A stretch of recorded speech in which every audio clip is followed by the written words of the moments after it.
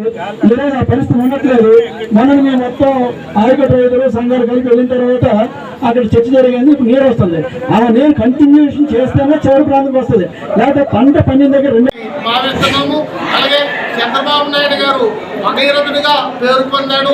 కావేరీ గంగా నదులు కలపడానికి ప్లాన్ చేస్తున్నాడు, కానీ సక్రంగా ఉండాడు. ఆయన తలంచుకున్నట్లయితే తోటపల్లి నుండి ఎడం కాలువ బాగు చేయించి శివారు భూములైనటువంటి పాల్గొండ పూజ మండలాలకు సంబంధించిన భూములకి నీరు ఆయన తలంచుకుంటే ఏమీ కాదు. వేల కోట్లు 10,000 కోట్లు ఖర్చు పెట్టి ఎక్కడెక్కడో కార్యక్రమాలు చేపడుతున్నారు. ఇక్కడ 100 కోట్లు అంటే 300 కోట్లు ఏర్పాటు చేసినట్లయితే మా అందరికీ 40,000 ఎకరాలకి నీరు సక్రంగా అందుబాటు అవుతుందని భావిస్తున్నాము. అది గ్రహించి ముఖ్యమంత్రి గారు, ఉప ముఖ్యమంత్రి గారు స్పందించి, అలాగే కలెక్టర్ గారు స్థానికంగా స్పందించి మాకు అన్ని ఏర్పాట్లు చేసి మా రైతాంగాన్ని ఆదుకుంటారని మనవి చేస్తున్నాము. జై హింద్, జై భారత్. ఆరోపణ మన్యం జిల్లా ప్రధాన కార్యదర్శి. ఈరోజు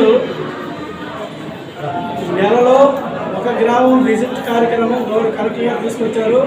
చాలా సంతోషదాయకమైంది.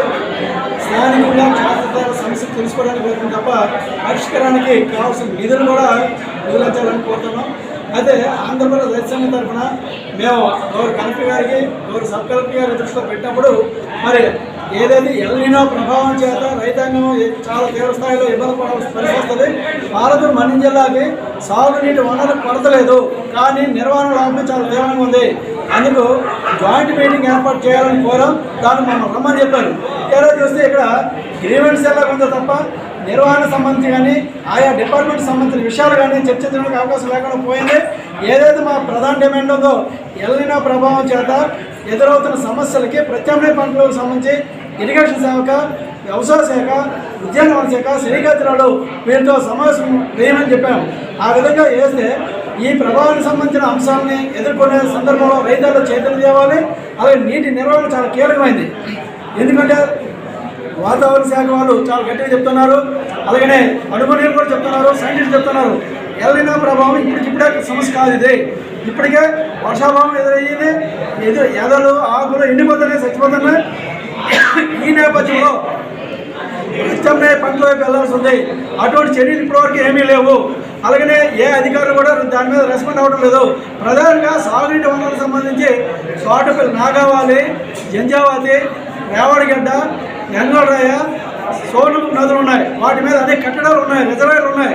సుమారు 1,30,000 ఎకరాలు సాగునీరుకి అవకాశం ఉంది ఇక్కడ. కానీ నిర్వహణకు సంబంధించి చూసుకుంటే తాడుపల్లి ఎడమ ప్రధాన కాలువ, ఎడమ కుడి ప్రధాన పాత కాలువకు సంబంధించి చూసుకుంటే 40 మంది రసకాయలు ఉండాలి, కేవలం 5గా ఉన్నారు. సీజనల్ రసకాయలు ఏర్పాటు చేయాలని అడుగుతున్నాం. ఎడమ ప్రధాన కాలువలో పాత కాలువకు సంబంధించి ఏదైతే హుస్సేన్పురం దగ్గర 7-8 బ్రాంచ్లు ఉన్నాయో అక్కడ నుంచి సాగునీటి కష్టమవుతుంది. పంటలు పండడానికి కావాల్సిన నీరు రావడం లేదు. చివరి ఆయకట్టు రైతులకు సాగునీరు అందడం లేదు. పండే దగ్గర 2 పంటలు పండుతున్నాయి, పంట దగ్గర పూర్తిగా పంటలు పండేస్తున్నాయి. కానీ అధికార యంత్రాంగం అది ఏమీ పట్టించుకోవడం లేదు. చివరి ఆయకట్టు రైతులు ఎందుకో గొంతులు పడతారు. గ్రామాల్లో రండి, పొలాలు చూడండి. అందుకని చెప్పి ఎల్నినో ప్రభావం చేత ఏర్పడుతున్న వర్షాభావ పరిస్థితుల్ని తట్టుకొని నిలబడడానికి పార్వతీపురం మన్యం జిల్లాకు కావాల్సిన సాగునీటి వనరులు ఉన్నాయి.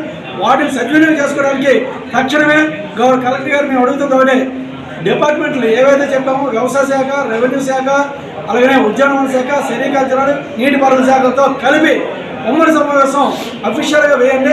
ఇలా అందరితో కలిపేస్తే మాత్రం రిజల్ట్ రాదు. ఆ విధంగా చేసి ప్రత్యామ్నాయ పంటల మీద అలాగే చైతన్యం తీసుకురావాల్సిన బాధ్యత క్షేత్రస్థాయిలో ఉందని చెప్పేసి తెలియజేసుకుంటూ ఈ సమావేశం రైతాంగానికి ఉపయోగపడేట్టుగా ఉండాలని చెప్పేసి కోరుతున్నాం. లేకపోతే రైతులు ఈ ఎల్నినో ప్రభావానికి అన్నీ ఉన్నాయి. ఎల్నినో పద్ధతిలో ఆరోగ్య అన్ని రైతాంగం ఎదుర్కోవాల్సి వస్తుంది.